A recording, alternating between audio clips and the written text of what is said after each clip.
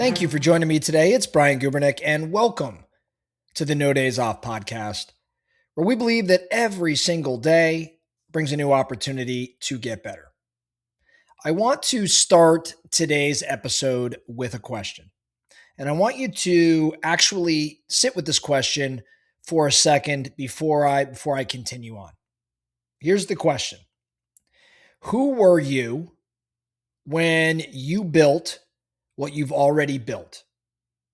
And is that the same person capable of taking you where you want to go next? Again, I'm going to ask you the question: who were you when you built what you've already built?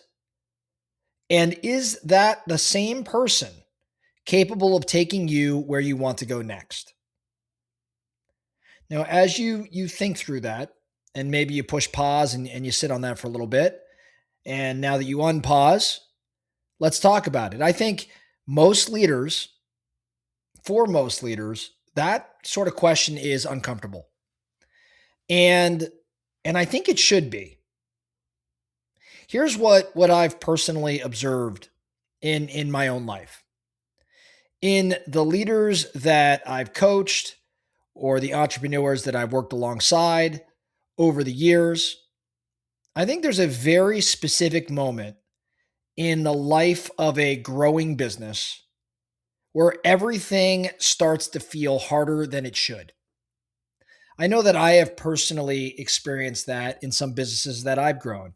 It took off, it felt relatively easy, we were cruising, and then at some point there was a moment in time when growing that business where things just started to feel harder than they really should. The team maybe felt kind of stuck, or the leader in the examples I'm giving, or for me personally, maybe experienced some degree of frustration, maybe even growth plateauing. I mean, the decisions that used to be super easy, they're now taking time or feel heavy. And I think when stuff like that happens, when scenarios as I just described happen, most leaders have a tendency to look outward. They start to look at the market or the team or the people that they have on that team in terms of their talent level. So they start hiring more people, or they add a new product or a process or a service, or they start calling more meetings. And the interesting thing is, the real problem, and this is the one I think most of us don't want to hear, certainly the people I've worked with probably don't want to hear. The real problem is that the only thing that hasn't really changed in that business is the leader. In other words, maybe the business has outgrown them.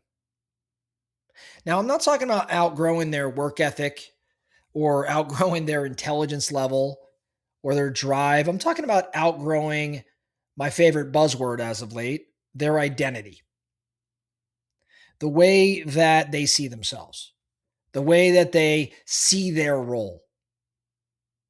I think, actually, I know that this is a sort of identity crisis. And I'm going to call this whole topic today the identity crisis of the scaling leader. Here's how it plays out: you start a business or you step into a leadership role, then you become the engine for that operation. You're the closer, you're the coach, you're the problem solver, you're the one who knows everything about everything. And that version of you, that identity, is exactly what gets the business to its first major milestone or two. Maybe it's, a million in revenue, or it's a team of 15 people, or it's a certain level of production in your world. But here's the trap with that: the very skills and the very behaviors and the identity that got you to that milestone are often the exact things that are holding you back from the next milestone. So the leader who built $1 million business by being the best in the room has to become someone different to build a $5 million business. And they have to shift from doing to maybe developing. They have to shift from controlling to maybe more trusting. They have to shift from being the answer to asking the right questions. And let's be super clear, that's not a small shift. That is a complete identity rebuild. And I think most leaders never consciously make it because they don't even realize it needs to happen. So let me give you a framework. I want to give you three specific identity shifts that have to occur for a leader that's aiming to scale beyond where they are right now. Shift number one, you've got to shift from producer to architect. What do I mean?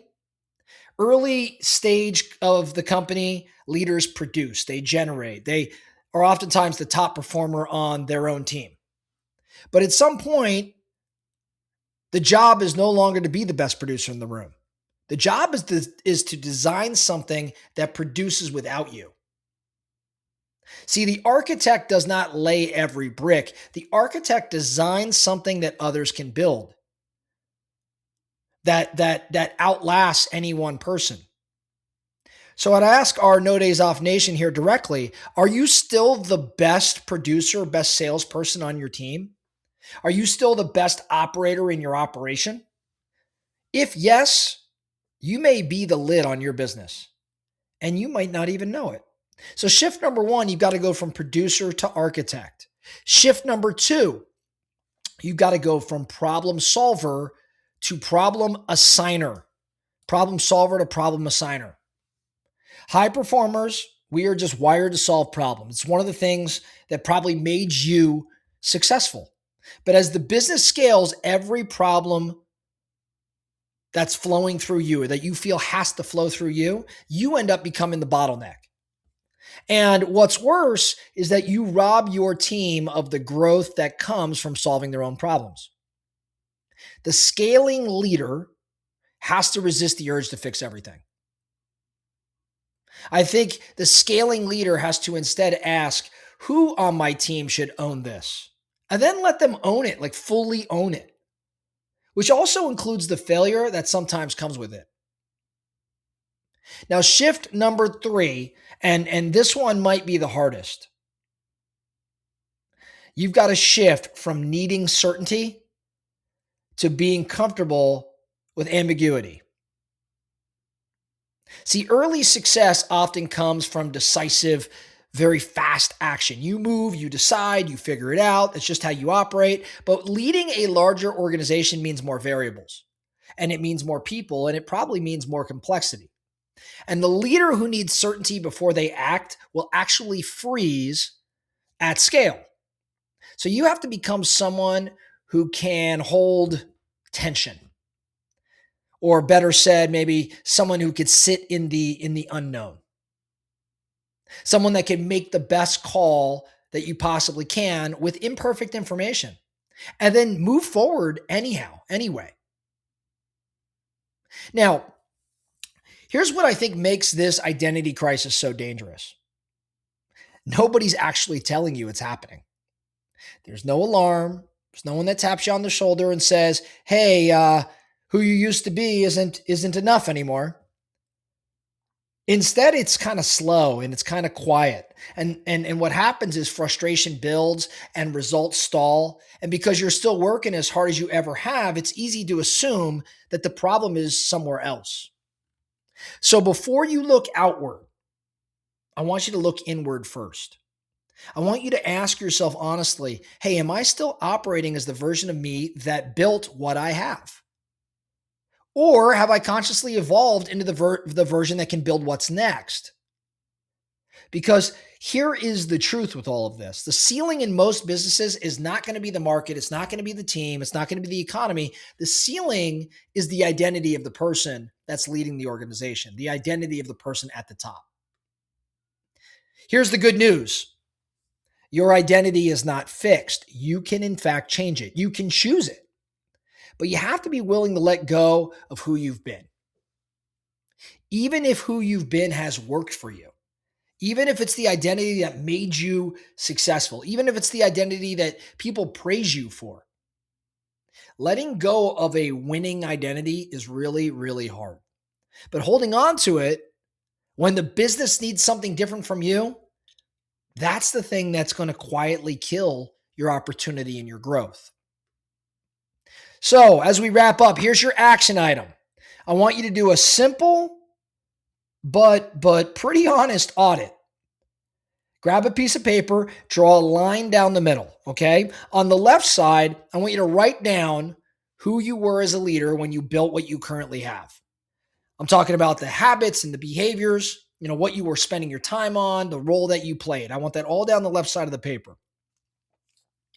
Then on the right side, I want you to write down who the business needs you to be to get to the next level. What that version of you focuses on, how they spend their time, what they let go of. And then, no surprise here, I want you to look at the gap between those two columns. That gap is your opportunity.